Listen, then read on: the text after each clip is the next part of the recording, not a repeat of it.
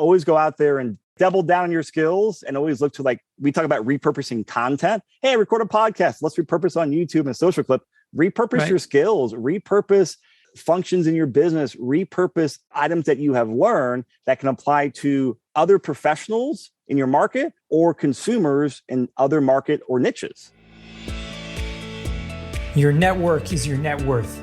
Come listen to some of the most successful people I know share invaluable knowledge, stories, and advice in real estate, business, and beyond. This is Weiss Advice. Whether you want to take your business or personal life to the next level, look no further.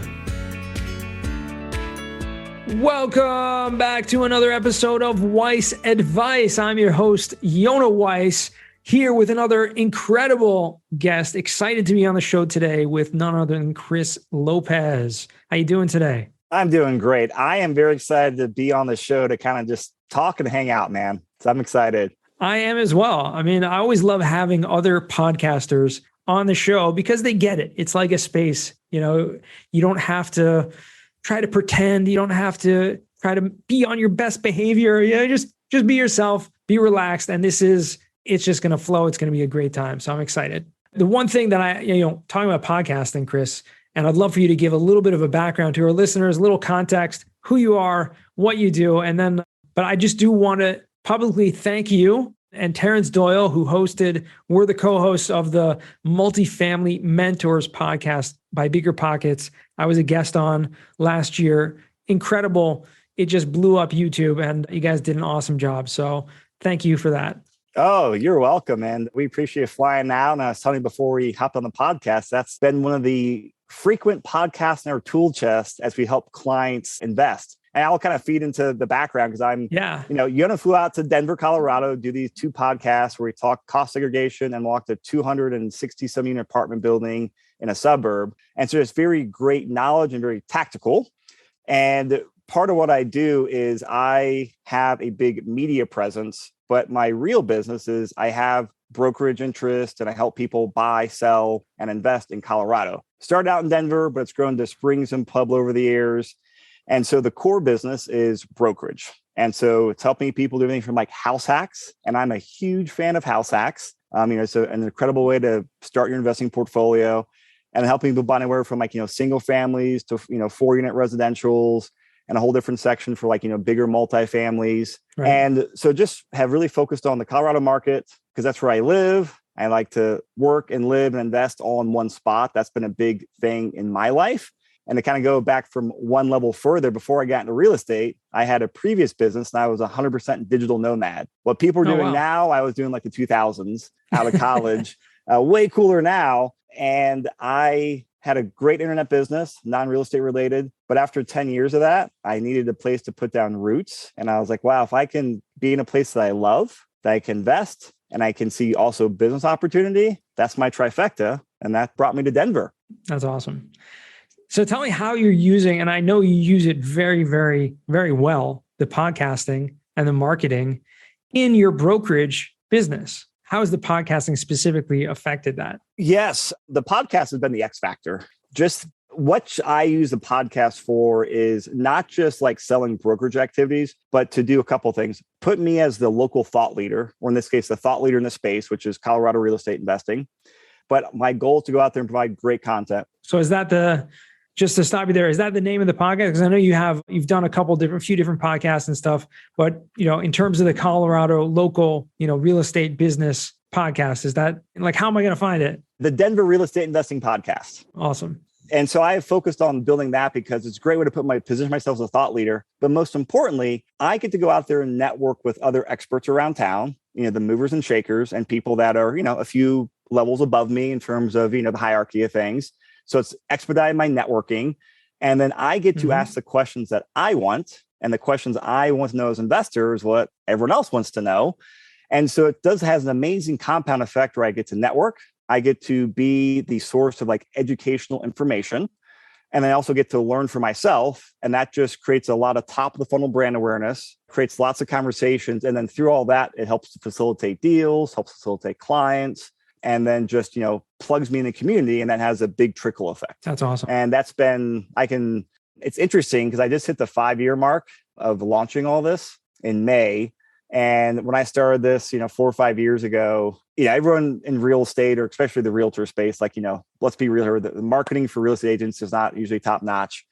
Everyone's like, oh, you can't generate leads online. You can't do that. That's all people said for 2 years. I was like, all right. I was like, I will prove you wrong. I've done this in the past, but I'm going to prove you wrong and then come back and buy you a nice cup of coffee. I say much different things in my mind, but like, it just fuels me.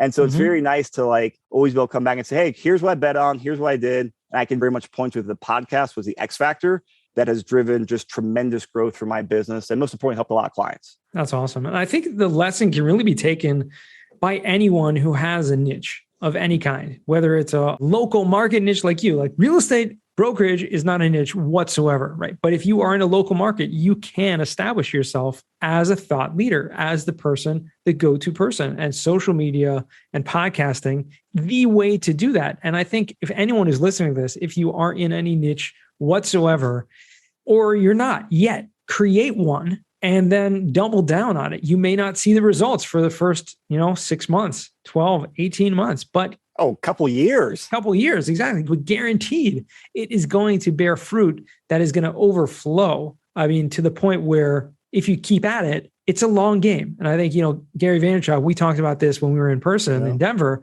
Like, he's taught me so many lessons in terms of, not personally, obviously, I don't have one-on-one coach with him, but, in his lessons in his books and his podcasts and all his stuff, it's all about the long game. It's all about doing the small actions every day and knowing that the end result will be great.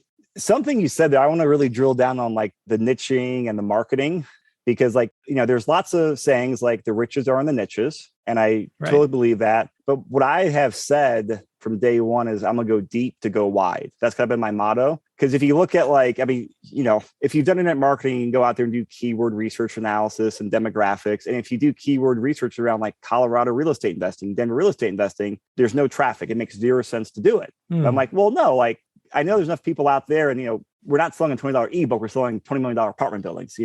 There's a lot more spread in there. But what's that done is by doing all that local marketing I've done, and this has happened a lot since kind of you and I met the video last year, was going deep has brought a lot of like wide opportunities.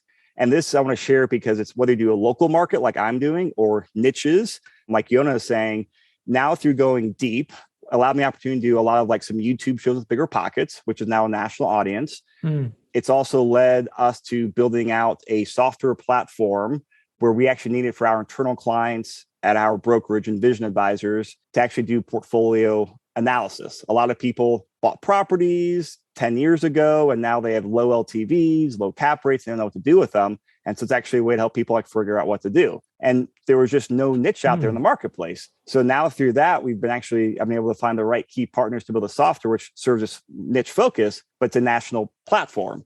It's also led to an opportunity through the marketing, the media, to being a partner in like, a fund of funds, a passive investing.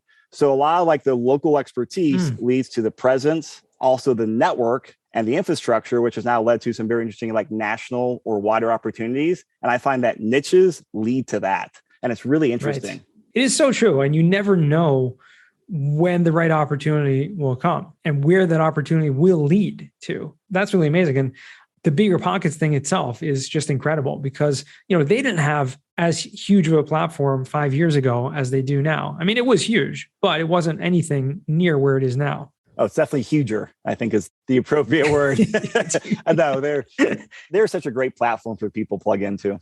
Yeah, absolutely. So you've gone from, the Denver residential and commercial real estate expert, someone who in the local market, people look to as, the source of knowledge and people looking to buy properties. You're one of those people that everyone thinks about because you've made that digital and that local presence.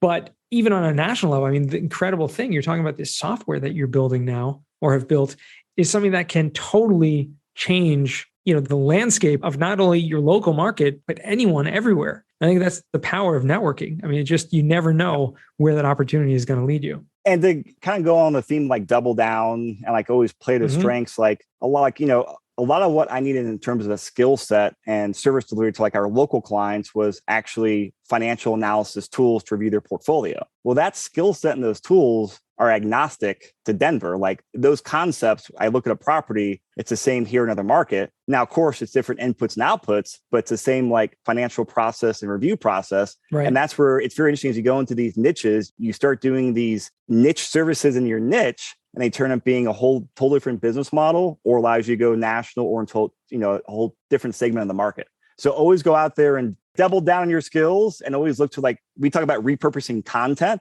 Hey, record a podcast. Let's repurpose on YouTube and social clip. Repurpose your skills, repurpose functions in your business, repurpose items that you have learned that can apply to other professionals in your market or consumers in other market or niches. Wow, that's so interesting. I need to take some time after this podcast to just think about that a little deeper, a little more. That's so true.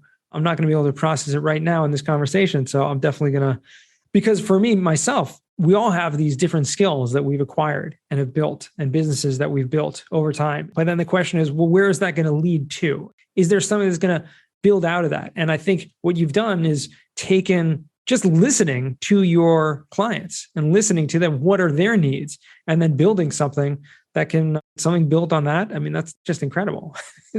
I got to go back and listen to that a few times. One thing I did want to ask you about, and we spoke about this when we were in Denver, but it's such an awesome topic. And obviously the name of the podcast that you guys hosted was Multifamily Mentors.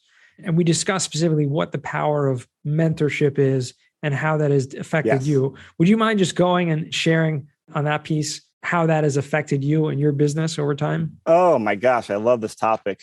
I thought you would. Yeah, thank you. I think it's a topic people talk about, and everyone has to interpret it differently. And it took me many iterations to really appreciate and understand it. But finding the right mentors is like the key to just like having exponential growth in your career, your skill set, your network, having that growth on there. So, and what I have found over the years is there's different types of mentors you can get. Hey, I listen to, we listen to Gary Vee podcast. He's a mentor, but it's a one-way street. He doesn't know who we are. You can go out there and, have a paid mentor, paid mastermind, and there's great value on there. You can have like informal mentors. Hey, I know this person through my church, with my community, older person, successful. Hey, we grab a cup of coffee every couple months. All are great mentors, but it's not, I don't think, the best situation. What I have always striven for is called a vested mentor. So like a vested mentorship. And that's where I can go out there and find a mentor who's actually vested in my success. And so I'll actually just kind of use what I've done the last couple of years. So I moved out to Denver 4 years ago. I started my business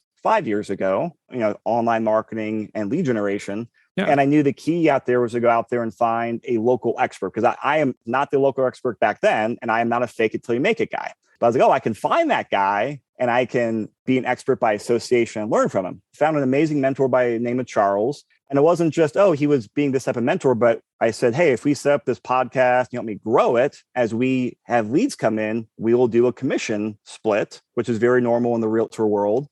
And so it got him interested in working on there. And I was able to structure in a way where he loves teaching. And I was like, hey, I can, and all he did was teach in-person classes. Like I can take your brain and put it on the internet and actually have more impact, more influence. So I brought value to him, made his life easier, and then also gave him upside. So, hey, if this was a successful thing, you get a good piece of the pie. So he had very much big interest in my success. Wow. That's a really bit of a different, switch on things, because it's not like, a typical mentorship where the ones that you discussed before, and even the traditional mentorship where maybe you're paying someone, a fee, or you're paying the coach or whatever it is over time. Their real interest is, in a lot of ways, obviously your success, but they're getting paid, right? It's the paycheck. And do they really have a vested interest? Not as much, not in the way that you've described. And I think framing it that way, or creating an even greater win-win situation, opens that up to opportunities that I never would have even dreamed of. I mean, think about it. It's like the same idea of giving, this is maybe a topic that can be, gone either way, but the same idea just in my head of giving equity to your property manager, right? To make sure that they're going to, keep their end of the game. He has a vested interest. Exactly. That's an amazing thing. I have found that concept to be very powerful. Now it's a lot more moving parts. It's harder to do that, but I've had 3 or 4 mentors like that over the years. And it's just, I mean, it is just like the X factor, the hockey stick.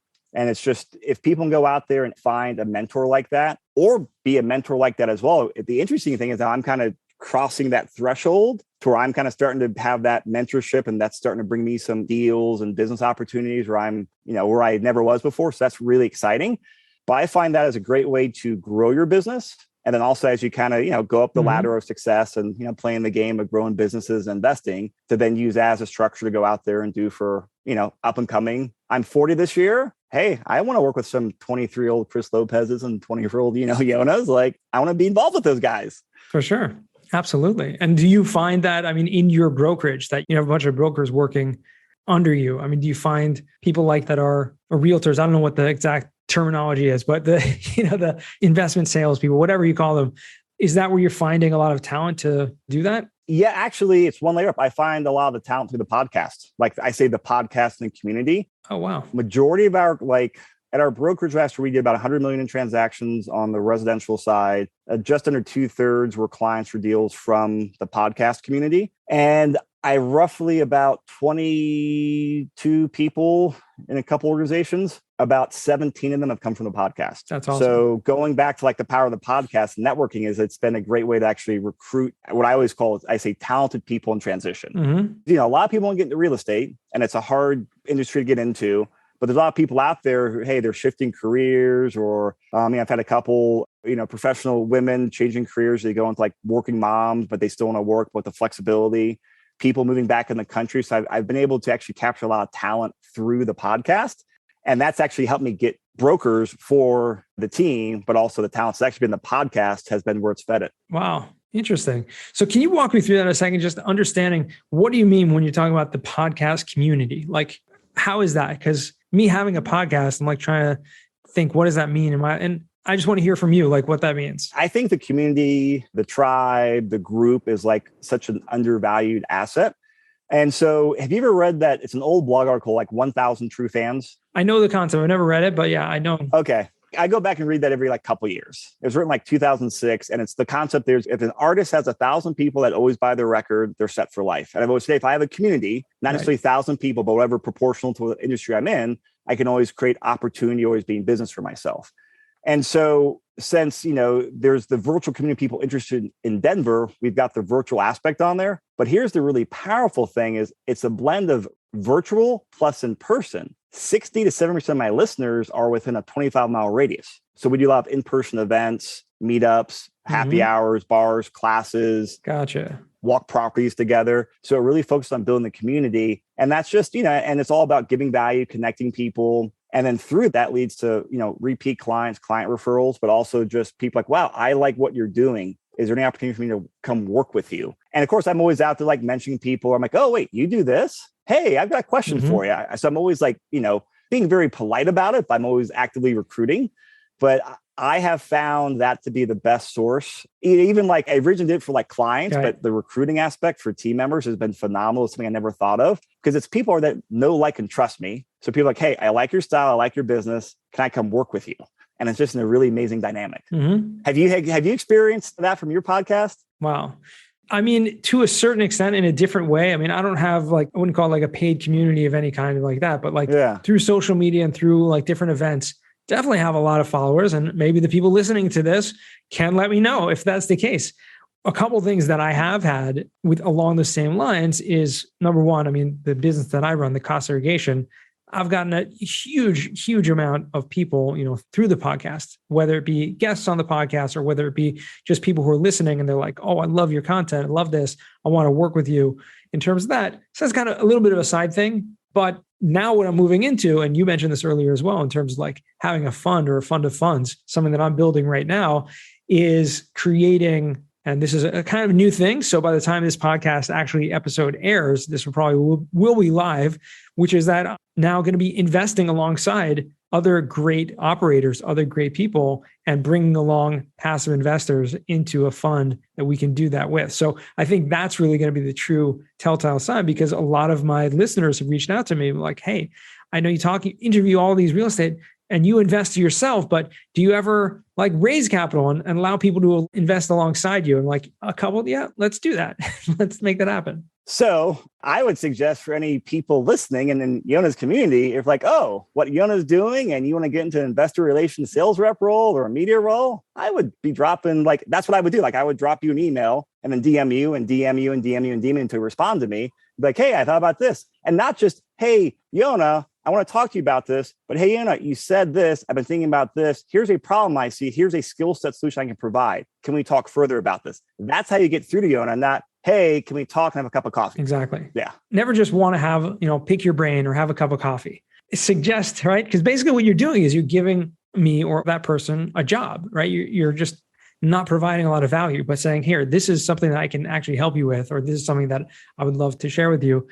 That's really where you provide a lot of value. So I love that. Love that spin on that, Chris. I appreciate you bringing that out. And hopefully people listening to this will be like, okay, let's do this. And we'll see some real results with that. Chris, the time flies over here, and I want to jump into what we call the final four. These are 4 questions I ask all my guests. First one to you is, what is the worst job you ever had? Yeah, I was in college and it was pharmaceutical recruiting. Not like a real horror job, but it was just a lot of cold calling, which I was fine with. But the way the owner structured the compensation plan, it was just you were on a never-ending treadmill and you could actually never get paid on your bonuses because by the time if you quit, the pay on the bonuses would never happen. So it was horrible from that aspect. But when I learned it, I was like, oh, it was like one of my first tastes into understanding how to structure compensation plans for salespeople, because there's always a win-win, and that was a win-lose. Or how not to, rather. Right? Oh, wow. Yeah, it doesn't sound like a fun thing to be a part of. Second question, what's a book you've read that's given you a paradigm shift? So I'm actually halfway through it right now. Who, Not How, by Dan Sullivan. And I know it's a very popular book and it's been on my reading list. This got published like 3 or 4 years ago. Finally reading it. And through this last year, last couple of years, I've gone through a lot of growth, and it's been a lot more growth than I ever anticipated. I'd say it's been classic entrepreneur where I get overwhelmed and don't know, I'm not the expert in a lot of these fields that my company needs now, and really focusing on the who, not the how. And it's been happening last year and a half. Like as I've added people who've been the right people, that part of the business has just taken off, and like it's, no mental stress on me, but it's actually like positive energy. But reading that book really clarified it for me. And now it's got me completely focused from like, oh, I don't give a darn about the how. Who's the who? I need this. Who can I hire? Who can I do this? And I've hired in the last 10 days 2 incredibly like high-end successful people. One with a venture capitalist background, one with a JP Morgan or, financial background and a bank background, like super high caliber people. And I'm like, hey, these are the who's, and we're just going to hopefully blow this idea of this business up. That's awesome. So the who, not the how. That is amazing. And you're absolutely right. This is one of the most popular books that gets mentioned on this podcast for good reason, because it just totally changes the way people do things and think and function. So we'll put that again in the show notes, guys. If you haven't read it yet, definitely check it out. Third question, what is a skill or talent that you would like to learn? I actually don't have a solid one, because in like the world of business, I guess if I could learn one more skill would be the next level of like delegation and scaling up. And I don't know if that's a specific skill, but that's kind of like the next iteration I need to go through as a professional, like career, personal development, is just getting the skill of like managing an organization and managing managers of managers. Like the last 6 to 9 months, I've hired like some incredibly successful people. Now I've got like layers of management, which is a brand new thing for me. And so learning the skill set to manage that organization and also knowing when to step aside is kind of like the biggest thing I'm focusing on right now. And that's what I need to grow into the next, 6 months to 2 years. That makes sense. Definitely makes sense. That's something you want to make sure to grow correctly, right? And do it in the right way and create that, that environment and that people want to be at. People want to work for you and with you, and, create that culture that really helps to build people. That's awesome. And fourth and final question, what does success mean to you? Success to me means doing something that I love every day while I still have the time I want to hang out with my family. Because I started this 5 years ago, getting into the Colorado real estate investing niche. And I got another business about probably 3 years before then. I kind of spent 2 years trying some different businesses or, planning different things. And I would start it and just be like, I'm not feeling it. And I realized then, hey, I work 60 to 70 hours often a week right now. I get up early, I work a lot, and I love it. I love 90% of what I do. it'll never be 100%, but I love 90% of it, was if I'm gonna get up every day and grind, I want to grind in what I love. And I was like, if I'm starting this business and I'm already kind of like that just is an indicator that no, that's not right for me. So the ability to grind in what I love, and that translates into having like control over my schedule so I can work when it's best for me, but have the right balance for, my wife and my kids. 100%. You got to have that balance and you got to do what you love. So kudos to you for doing that and being successful, and wish you much continued tremendous success. Sounds like next time we speak in 6 months from now, it might just be a totally different Chris, a different experience out there. Yes, it will. And hopefully they'll be back to Denver soon. So hopefully we'll do that in person. Yeah, well, let me know when you are. And I actually have a new podcast studio to show you as well. Oh, really cool. We have 2 studios now, so we can record some and also geek out some. That's so cool. Awesome. Well, I'll definitely check that out when I'm there. I mean, the one studio you guys have is just awesome. So I can't imagine what the second one is going to be like. We're having a lot of fun. So let us know when you're coming out. All right. And where can our listeners find you or reach out to you? What's the best way? The best way is to Google Chris Lopez, Denver Real Estate. I will pop up. I got a bunch of websites out there. If you Google Chris Lopez Denver, I will pop up on whatever platform you want me to. All right. And we'll tag some of your social media in the show notes as well, so people can find you there. It's been a true pleasure. Really grateful that you took the time today. Hope to speak to you again soon. Thank you so much, Sharon. This was a blast. And to our listeners, thank you guys for listening all the way to the end once again. And remember, the best advice comes only when you ask. Real quick, I have one question for you. Did you like this episode? If you did, I want to ask you a huge favor. See, the biggest thing that helps this podcast grow and that will spread this message to the whole world is that if you leave a review, a rating, and subscribe to the podcast. What that does is it basically tells the platforms that this podcast is out on is that you like my stuff and I'm doing something right. So take a few seconds out of your day, hit that subscribe button, leave a rating or review. I would be extremely grateful. Also, I want to hear from you guys. So I want to hear some feedback. If you have any questions for future episodes, please find me on LinkedIn, send me a DM, connection request, Yona Weiss, and I'd love to hear from you.